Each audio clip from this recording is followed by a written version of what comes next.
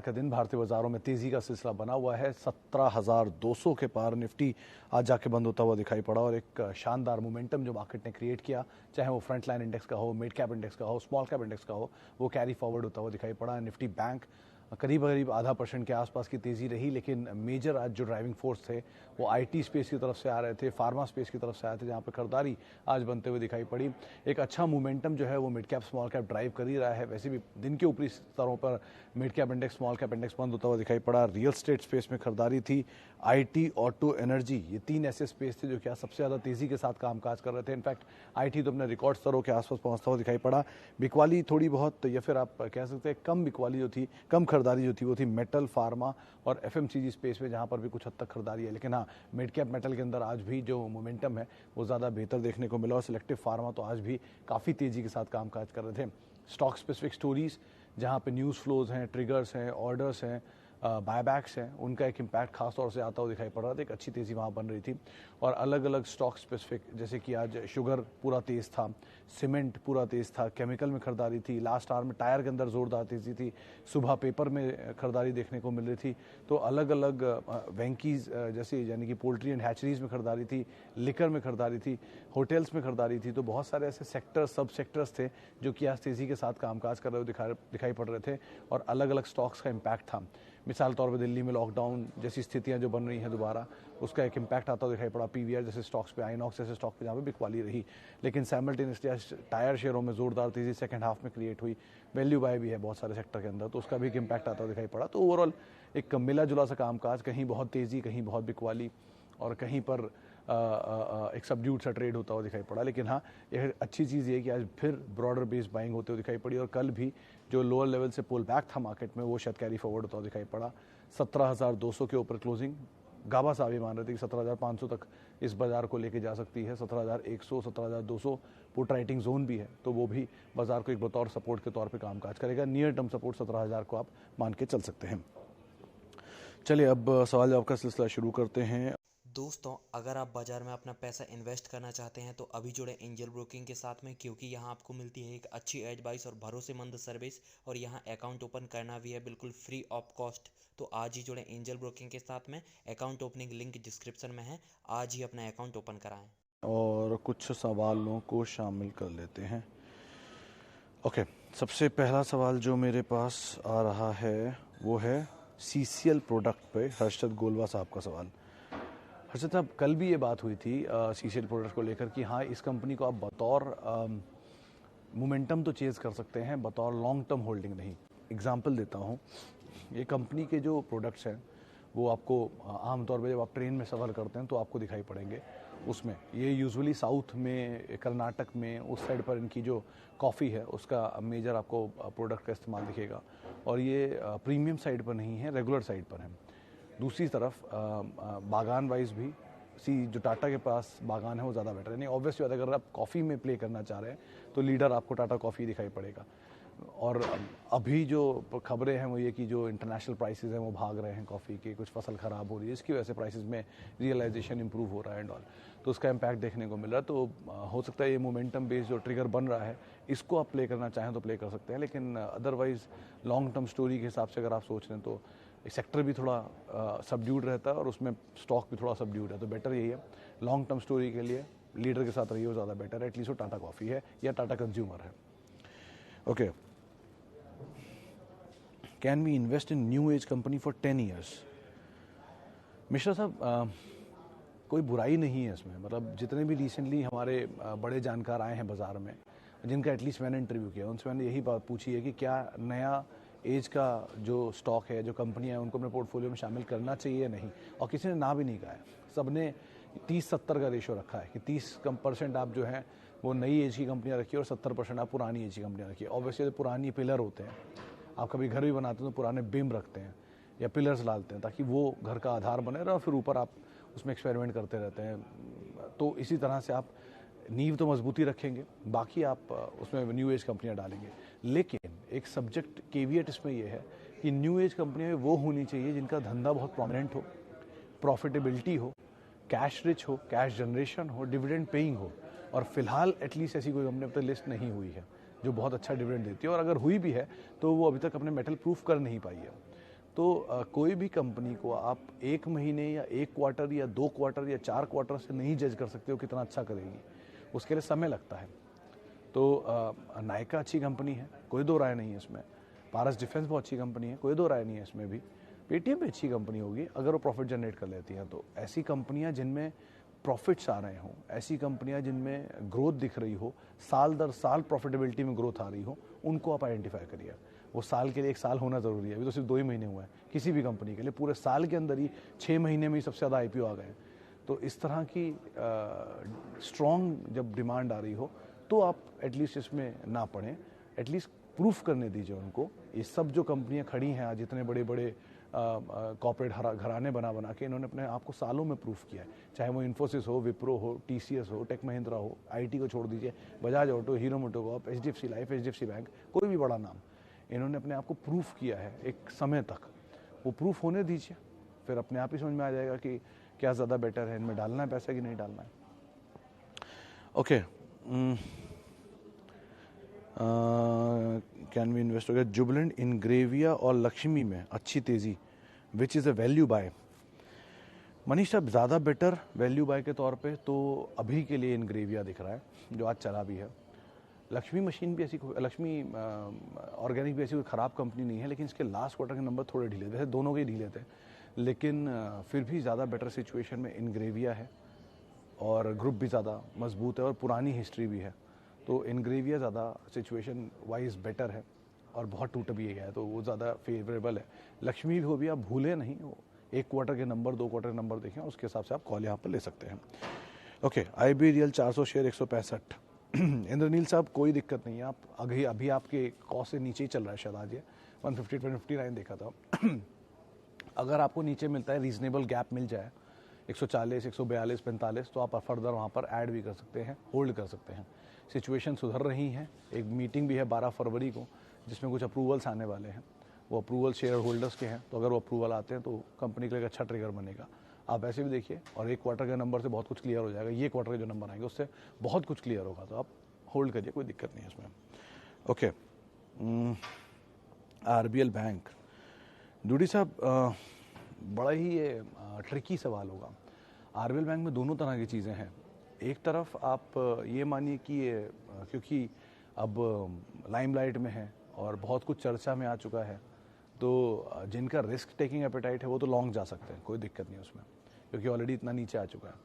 लेकिन दूसरा थॉट ये कहता है कि एक बार भी अगर किसी ने सवाल उठाया है तो धुआं उठा वहीं होता है जहाँ पर आग होती है, तो कुछ तो होगा ही।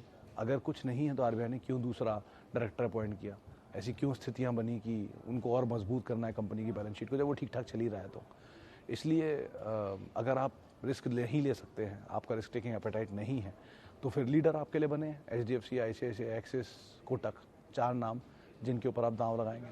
तो जब भी कभी कहीं डाउट हो, when there is a doubt stay out, बहुत सीधा रूल है।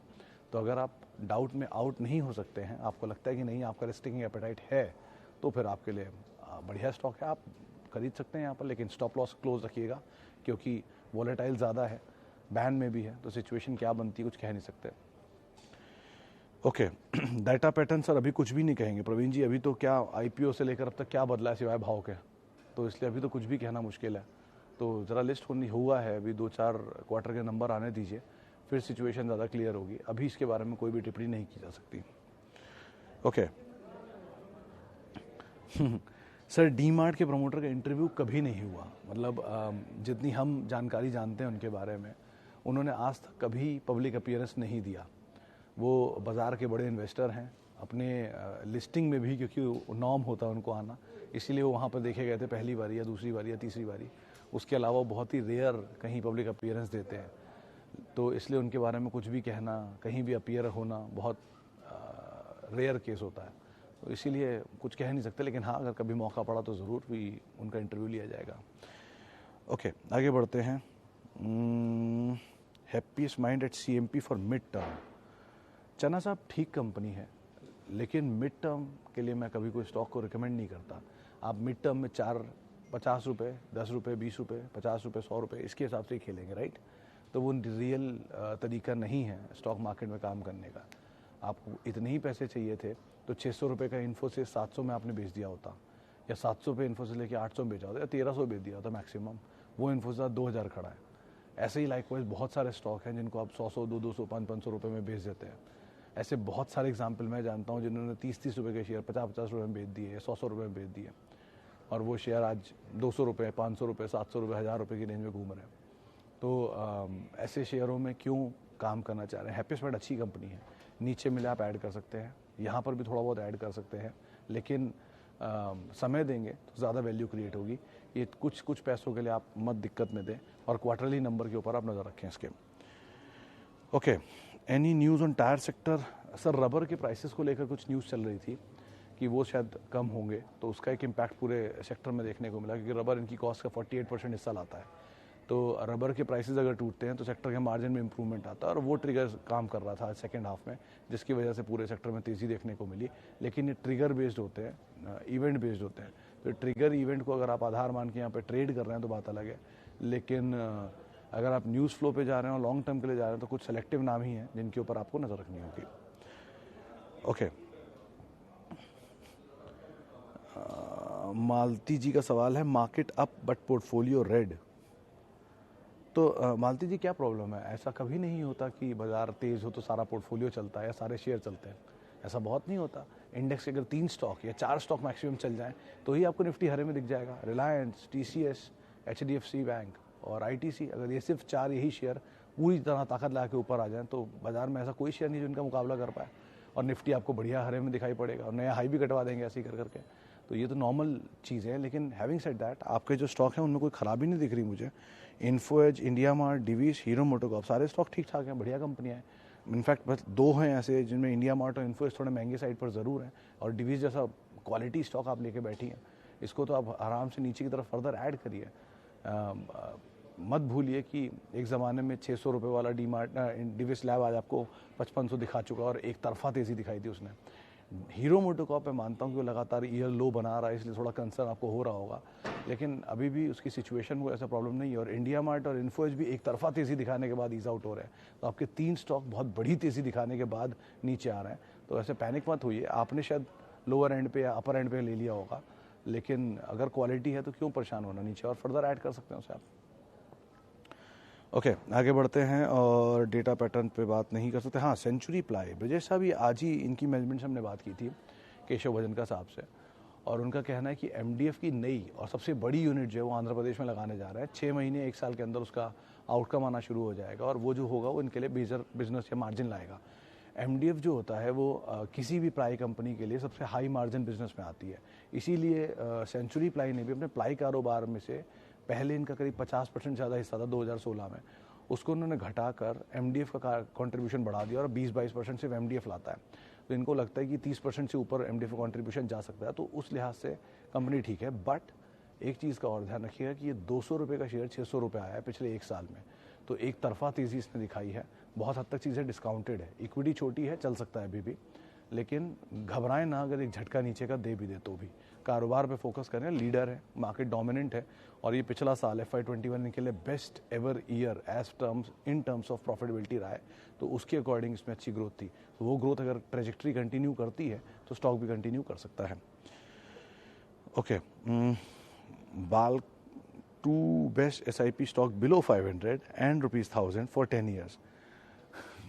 सर, बिलो 500 और बिलो 1000 रुपीज़ का जो कंसेप्ट है मुझे समझ में नहीं आया कि मतलब ये तो उनके लिए ज़्यादा एप्लीकेबल है जो कुछ कपड़े खरीद रहे होते हैं कि इतने के नीचे का कुछ दिखाना या उतने नीचे का कुछ दिखाना।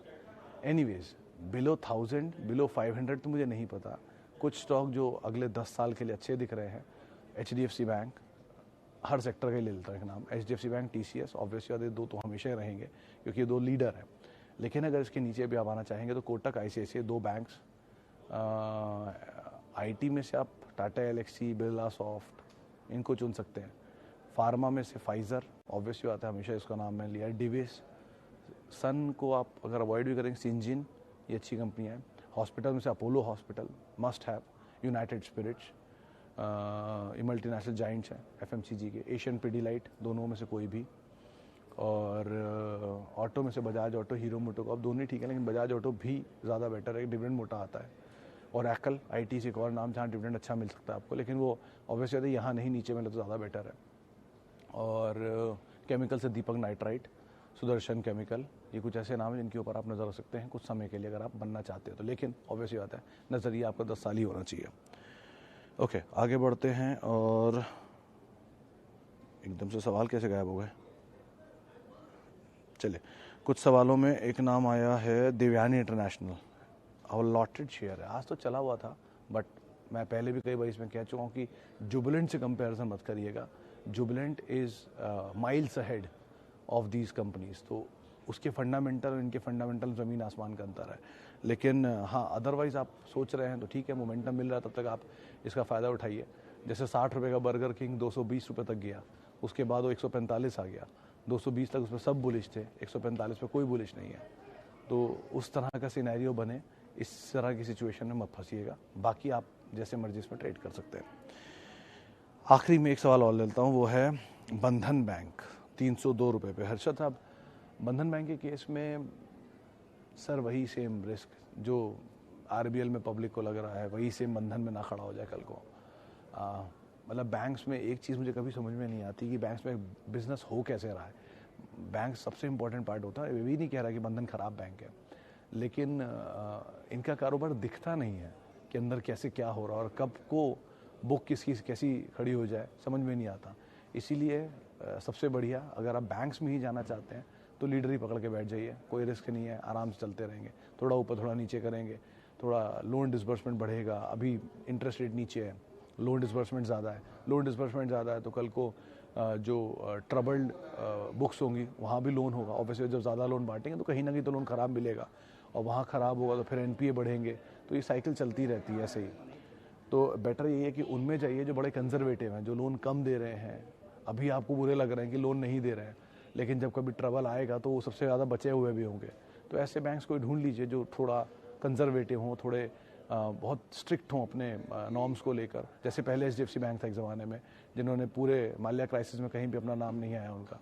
तो ऐसे बैंक अभी बड़े बुरे लगते हैं कि वो लोन नहीं दे रहे हैं, ग्रोथ नहीं ले रहे हैं, अच्छी ग्रोथ नहीं आ रही, लोन ग्रोथ ढीली है। तो ठीक है, वो लोन ग्रोथ इसलिए ढीली है कि वो पिक एंड चूज़ कर रहे हैं, वो पिक एंड चूज़ में उनको ज़्यादा प्रॉब्लम हो रही है। लेकिन जो दे रहे हैं वो सही दे रहे हैं। तो अगर ऐसा कुछ नाम मिल रहा है तो ज़्यादा बेटर है। लेकिन अदरवाइज़ थोड़ा बचें छोटे मझौले बैंकों में, जब सिचुएशन ख़राब हो तो छत्र में रहिए, बड़े वाले में कोई दिक्कत नहीं है, उसमें आराम से आप बच सकते हैं। चलिए, फिलहाल अब इतने सवालों को मैं शामिल करूंगा। माफ़ी उन सभी लोगों से जिनसे आज हम बातचीत नहीं कर पाए, और बहुत बहुत शुक्रिया उन सभी लोगों का जिन्होंने हमसे बातचीत की, जिन्होंने सवाल पूछे। आप हमेशा जुड़ सकते हैं, @सुमित रिसर्च मेरा ट्विटर हैंडल है।